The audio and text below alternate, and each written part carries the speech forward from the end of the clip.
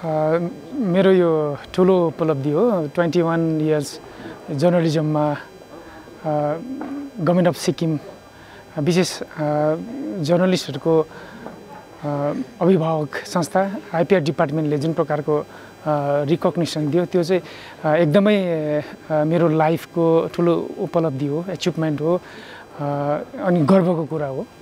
हामीले यस्तो छ, हामीले चाहिँ प्रिन्ट मिडियाबाट सुरु गरेको। अहिले प्रिन्ट मिडियामा पनि हामीले चाहिँ एउटा गोल्डन एरालाई देखेर आयौँ, त्यो एराभित्र हामीले काम गऱ्यौँ र त्यसपछि डिजिटल रेभोल्युसन आयो र डिजिटल रेभोल्युसनमा पनि त्यो एरामा पनि हामीले काम गरिरहेको देखिरहेका छौँ।